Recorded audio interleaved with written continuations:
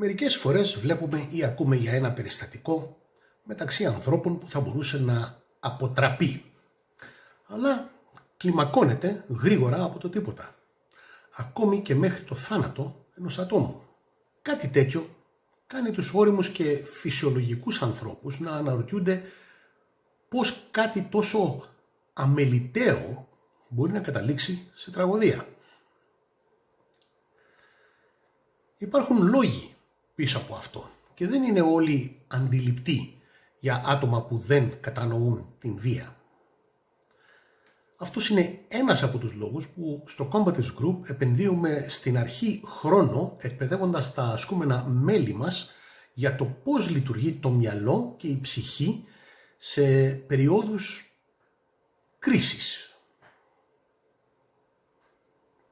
Διαπιστώσαμε ότι όταν οι άνθρωποι το καταλαβαίνουν, τείνουν να είναι σε θέση να διαχειριστούν καλύτερα τις κρίσεις, ειδικά εκείνες που έχουν σχέση με την πιθανή βία. Για να το κάνουμε αυτό αποτελεσματικά, χρησιμοποιήσαμε τις μελέτες καθηγητών ψυχολογίας και την εμπειρία μας που αποκτήθηκε με τα χρόνια. Δεν υπάρχει καμία αμφιβολία στο μυαλό μας ότι παρόλο που μπορεί να υπάρχει η δυνατότητα της βίας, είναι μια προσωπική απόφαση για το εάν θα έπρεπε να δοθεί τόπος ή ακόμη και να χρησιμοποιηθεί. Για την κοινότητά μας ο κανόνας είναι μην εμπλακείτε. Αν όμως δεν υπάρχει άλλος τρόπος, πάρτε την πρωτοβουλία.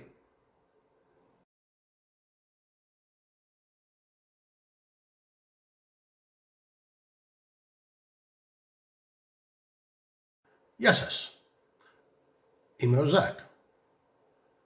Διδάσκω δεξιότητες προσωπικής ασφάλειας, αυτοπροστασίας και αν χρειαστεί αυτοάμυνας σε άνδρες και γυναίκες που έχουν την ανάγκη να νιώθουν αλλά και να είναι ασφαλείς. Η αντίληψη είναι πραγματικότητα. Οι άνθρωποι ζουν σύμφωνα με τις αντιλήψεις τους, γιατί αυτές είναι η πραγματικότητά τους. Το έχουμε αναφέρει προηγουμένως σε άρθρο. Διαβάστε «Εκπαίδευση ελέγχου φόβου». Ο σύνδεσμος είναι στις σημειώσεις. Το περιβάλλον σας, τα άτομα με τα οποία συναθρίζετε, όσα διαβάζετε ή παρακολουθείτε στην τηλεόραση, οι ταινίες και ό,τι ακολουθείτε περισσότερο στο διαδίκτυο, αποτελούν την πραγματικότητά σας. Μπορεί να μην αρέσει ή να μην συμφωνούν με αυτό οι άνθρωποι, αλλά κανείς δεν επιβιώνει στο κενό. Όλοι μας από κάπου λαμβάνουμε πληροφορίες ώστε να διαμορφώσουμε πιστεύω, γνώμες, συμπεράσματα, λάθος ή σωστά. Οι πληροφορίες μας προέρχονται από κάπου και συνήθως προέρχονται από ό,τι έχουμε την μεγαλύτερη επαφή. Πώς επηρεάζει αυτό το θέμα της αυτοάμυνας? Ένα απλό παράδειγμα θα ήταν σε μια λεκτική αντιπαράθεση το ένα μέρος να προετοιμάζεται για καυγά, αντιλαμβανόμενο ότι και το άλλο πρόκειται επίσης απλά να καυγαδίσει. Το πρόβλημα προκύπτει όταν το άλλο μέρος στην πραγματικότητα δεν ετοιμάζεται να καυγαδίσει, αλλά λόγω λανθασμένης αντίληψης και επηρεασμένα από βίαια ερεθίσματα επιχειρεί να σκοτώσει. Είναι σαφές ότι η έλλειψη ζωτικής σημασίας πληροφοριών ή και λάθος πληροφοριών μπορεί να σκοτώσει κάποιον. Πώς γνωρίζετε πότε ένα άτομο έχει φωνικές προθέσεις? Μόνο αν τις δείξει ξεκάθαρα. Αλλιώς δεν το γνωρίζετε. Όμως ίσως μπορείτε αν είστε παρατηρητικοί. Πώς να γίνετε παρατηρητικοί? Ένα από τα πρώτα έργα κατοίκων, αυτό που λέμε homework, που δίνουμε στους ανθρώπους μας, είναι να παρατηρούν τους άλλους ανθρώπους. Ειδικά από την άποψη του εγκληματία και της νοοτροπίας του. Όταν εντοπίσουν τι είναι αυτό που κάνει ευάλωτους όσους παρακολουθούν, τους ενθαρρύνουμε να μην το κάνουν. Είναι θέμα κοινής λογικής. Μια άλλη άσκηση που έχουμε και συνδέεται με την προηγούμενη, καλύπτει μήνες παρακολούθησης μικροκινήσεων και συγκεκριμένες ενδείξεις επίθεσης. Εντός των μαθημάτων γίνεται αυτό.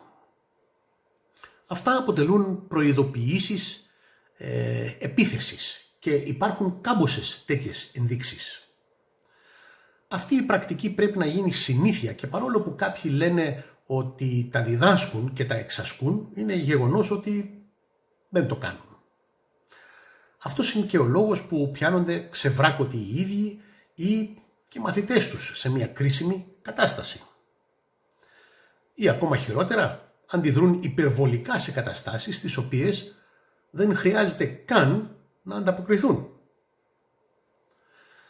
Σκοπός της πρώτης άσκησης είναι να εντοπίσουν τα λάθη που κάνουν οι άνθρωποι καθώς κινούνται ανάμεσα στον κόσμο και πώς αυτά τους κάνουν ευάλωτους σε ενοχλητικούς μαλάκες και εγκληματίες. Εφόσον τα εντοπίσουν, να μάθουν να μην τα κάνουν. Σκοπός της δεύτερης άσκησης είναι να εντοπίσουν νωρίς δείγματα επίθεσης για να τα αντιμετωπίσουν εγκαίρως.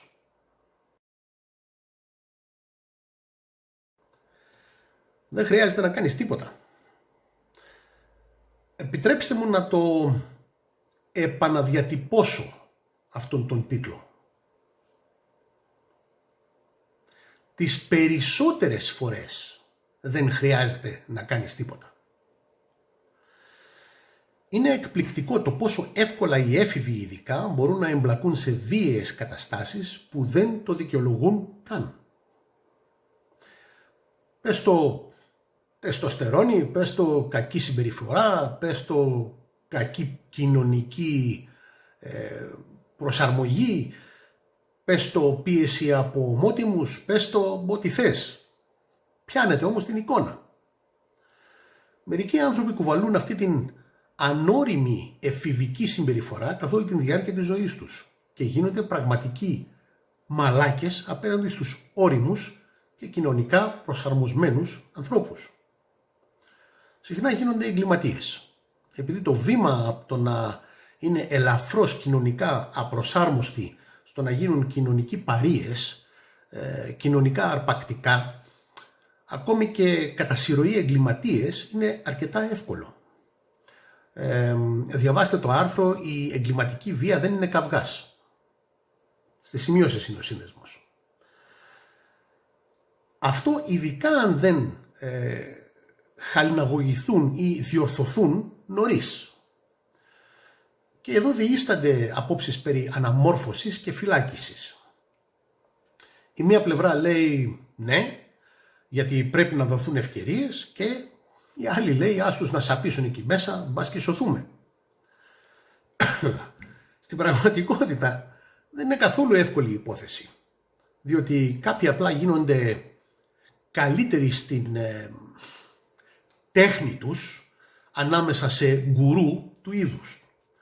Άλλοι, πολύ λίγοι, στρώνουν και βρίσκουν τον δρόμο τους. Για τα βαριά εγκλήματα και ειδικά κατά συρροή εγκλήματα δεν το συζητάμε. Εύκολα δικαιολογεί την σκληρότερη άποψη για όσους επλήγησαν. Η αλήθεια είναι ότι κάθε φορά που ένα άτομο καταφέρει να ξεφύγει από τις συνέπειες μιας παραβατικής συμπεριφοράς, αποθρασύνεται. Και ενισχύεται η αντίληψή του ότι μπορεί να κάνει ό,τι θέλει.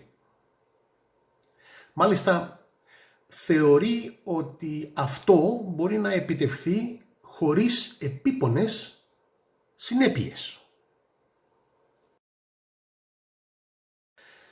Μόλις ένα άτομο αντιληφθεί ότι μπορεί να κάνει πολύ κακό και δεν έχει τρόπο να ελέγξει τον εαυτό του μέσω μιας ηθικής πυξίδας, μπορεί πολύ εύκολα να κάνει περισσότερα στη συνέχεια. Στην πραγματικότητα, ακόμη και αν δεν φτάσει τόσο μακριά, η τάση να το παρακάνει για ασήμαντη αφορμή ή απλά επειδή μπορεί, είναι μια πραγματικότητα. Ένα βήμα παραπέρα μπορεί να είναι, παραδείγματος χάρη, απάντηση σε λόγια ανταλλαγής με μια γροθιά ή βαρύ ξυλοδαρμό χτυπώντας πολύ άσχημα ένα άτομο. Όλα αυτά δείχνουν εγωισμό, έλλειψη αυτοσυγκράτησης και συχνά ανηθικότητα. Αυτό δεν είναι κάτι που κάνουν μόνο οι εγκληματίες, αλλά ακόμη και οι φυσιολογικοί άνθρωποι που έχουν την αντίληψη ότι αντιμετωπίζουν μία απειλή πολύ μεγαλύτερη από την πραγματική. Μπορεί επίσης να οφείλεται σε φόβο, έλλειψη ενημέρωσης, κακή ή και κακόβουλη εκπαίδευση. Αυτή η αντίληψη μπορεί να τους οδηγήσει να τραυματίσουν σοβαρά ή να σκοτώσουν, κάνοντάς τους εγκληματίες στα μάτια του νόμου.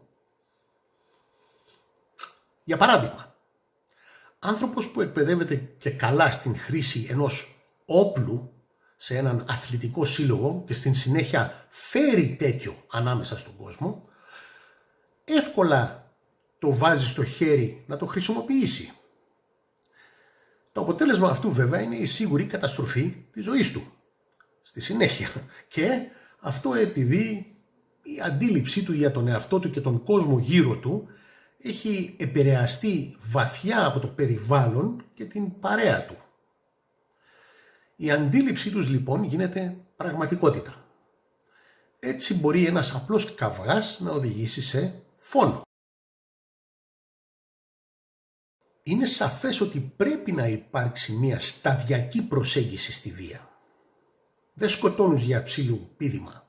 Είναι γνωστό ότι η κοινότητα του Competence Group έχει εκπαιδευτεί σε μια κλιμακωτή προσέγγιση στη βία, διότι δεν είμαστε τόσο φαντασμένοι ώστε να πιστεύουμε ότι μας κυνηγούν όλοι για να μας σκοτώσουν.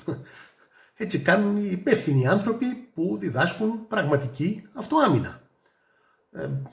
Αν θέλετε να δείτε και την λογική του, δείτε την σελίδα μας «Ρεαλιστική εκπαίδευση». Ο σύνδεσμος είναι και αυτός στις σημειώσεις. Δεν είναι πάντα απαραίτητο να σακατέψετε ή να σκοτώσετε ένα άτομο που σας επιτίθεται. Υπάρχουν σαφέστατες διαβαθμίσεις άσκησης βίας. Υπάρχει και η διορθωτική βία για ανθρώπους που δεν σέβονται ή παρεκτρέπονται. Όμως είναι σαφές ότι η διδασκαλία πολιτών σε υποτιθέμενες τεχνικές κομάντο ή πώς να σφαγιάζουν άτομα με μαχαίρια και μπαλτάδες σε έναν αθλητικό σύλλογο πολεμικών τεχνών δεν είναι υγιής για αυτούς και δεν ταιριάζει με τον αθλητισμό. Ίσως είναι επικερδής για τον δάσκαλο, αλλά έπειτα πρέπει να τεθούν πολλές άλλες ερωτήσεις σχετικά με τις γνώσεις και την εμπειρία του δασκάλου επ' αυτού. Όσοι θέλουν να μάθουν τις δικές μας αντιλήψεις πάνω σε αυτό, διαβάστε τα άρθρα περί όπλων στην ενότητα θέματα. Εάν αυτοί οι μαθητές δεν έχουν ηθική πυξίδα ή ωριμότητα σκέψης, μπορούν εύκολα να χρησιμοποιήσουν ένα όπλο σε μια απλή φυσική αντιπαράθεση. Κυρίως επειδή τους είναι εύκαιρο και τους έχει γίνει συνήθεια να οπλίζονται. Δηλαδή, ακόμη και στην περίπτωση που δεν υπήρχε θανατηφόρα πρόθεση από ένα άτομο, αλλά εξαιρετικός βαθμός προκλητικότητας, μια περίπτωση όπου απλώς θα μπορούσε να χαστούκίσει τον άλλον στο πρόσωπο, αυτό που λέμε διορθωτική βία. Μιας και το ανέφερα, σημειώστε ότι το χτύπημα στο πρόσωπο είναι συνηθισμένο, διότι εκτελώντας το χτύπημα στο συγκεκριμένο σημείο, ο στόχος είναι να διακοπεί η επικοινωνία. Εξού και το σκάσε, γιατί θα σου σπάσω τα μούτρα. Παρακολουθώντας βίντεο στο YouTube, βλέπουμε συχνά ότι οι άνθρωποι, ειδικά στον κόσμο της αυτοάμυνας, που δεν έχουν λάβει εκπαίδευση σχετική με τον τρόπο λειτουργίας του νου και της ψυχής σε περιόδους κρίσης, τείνουν να το παρακάνουν. Ας μην μπούμε στην συζήτηση περί κάποιων κομάντο που διδάσκουν επίδοξα ενερχόμενα κομάντο να σκοτώνουν με το παραμικρό άοπλους επιτιθέμενους με μαχαίρια και πιστόλια. Για αυτούς, ό,τι φαίνεται σαν καρφί χρειάζεται βαριοπούλα. Όπως υπενήχθηκα νωρίτερα, αντιδράσεις αυτού του είδους είναι ένας γρήγορος τρόπος για να καταλήξετε σε δαπανηρές δικαστικές διαμάχες και ακόμα πιο δαπανηρή και καταστροφική μακροπρόθεσμη φυλάκιση. Το πρώτο βήμα για την προσέγγιση μας στη βία είναι η αρχή της ανασχέσεως μιας κατάστασης, απλώς ζητώντας ειλικρινά συγγνώμη, δείχνοντας και κάποια μεταμέλεια. Ακόμη και αν δεν μπορείτε να δείτε τον λόγο που πρέπει να το κάνετε. Αυτό επιτρέπει στον επιτιθέμενο να κατευνάσει την αντίληψή του για το όποιο παράπτωμα εναντίον του, να ξεσπάσει ώστε να γλιτώσει πρόσωπο και, αν είναι φυσιολογικός, να αποχωρήσει ειρηνικά. Τι γνώμη έχει αυτός που αποχωρεί για εσένα καθώς αποχωρεί? Από τη στιγμή, ρε αδερφέ, που όλοι πάμε ζωντανοί και άθικτοι στο σπίτι μας, χεστήκαμε. Μπας και πληρώνει τους λογαριασμούς μας ή μήπως έχει τις ευθύνες μας? Μην αφήνετε τέτοια πράγματα να καταλαμβάνουν τόπο στον εγκέφαλό σας. Είναι αυτοκαταστροφικό. Αν συνεχίσει να πιέζει, μπορεί κάλλιστα να προχωρήσετε στην αποκλιμάκωση μέσω διαπραγμάτευσης. Μπορείτε να μάθετε περισσότερα για αυτά στο άρθρο αποκλιμάκωση. Έχει 3 στάδια και απαιτεί τέχνη και εμπειρία, κυρίως μέσω εκπαίδευσης, κάτι που διδάσκουμε και ασκούμε πολύ στην κοινότητά μας. Εάν αυτή η προσέγγιση αγνοηθεί, τότε προσπαθήστε να αποφύγετε, να ξεγλιστρήσετε ή να αποδράσετε. Όπως βλέπετε, δεν είναι ακόμη απαραίτητο να κάνουμε τίποτα σε αυτό το άτομο. Συμπεριφέρεται σαν κολλημένος μαλάκας, αλλά αυτό δεν είναι έγκλημα. Είναι απλώς μια κατάσταση που δεν είναι καν δική μας. Όταν όμως τα πράγματα περνούν στην επικείμενη σωματική επίθεση, που χρειάζεται εκπαίδευση, να αποδικοποιηθεί η τάση προς αυτό, μπορεί να είναι πολύ επικίνδυνο, κλιμακώνοντας απότομα σε θανατηφόρα βία.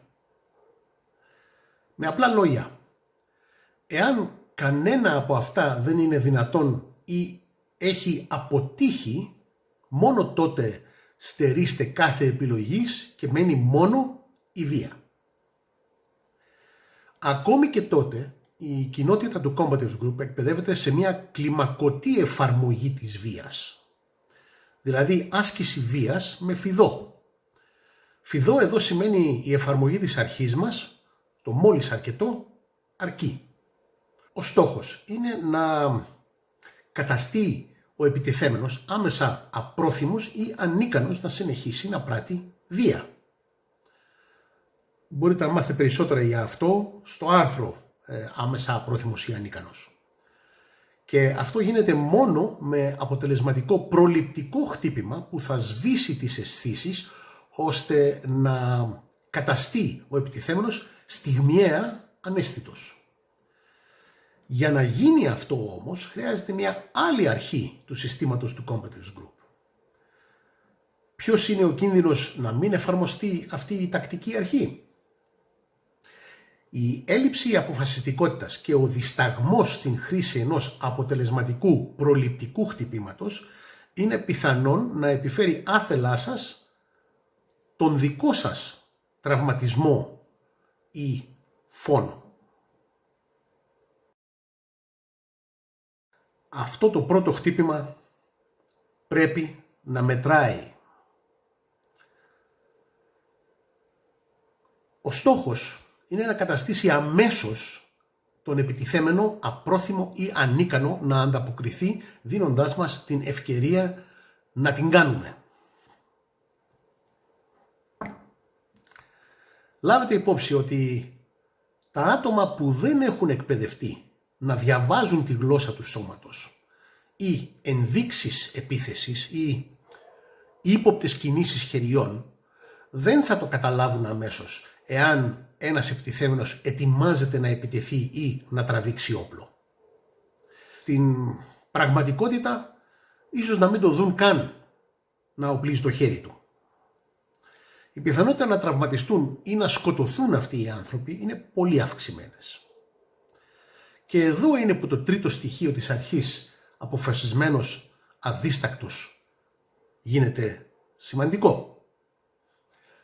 Εάν αυτή η πρώτη επίθεση δεν καταστήσει τον επιτιθέμενο απρόθυμο ή ανίκανο να ανταποκριθεί, εξακολουθεί να είναι κινητικός και επομένως επικίνδυνος. Τότε πρέπει να γίνεις αδυσόπιτος. Τέλειωσε την δουλειά. Μπορείτε να κατανοήσετε περισσότερα στο ομώνυμο άρθρο άμεσα απρόθυμος ή ανίκανος. Ο σύνδεσμος είναι πάλι στις σημειώσεις. Προσοχή εδώ.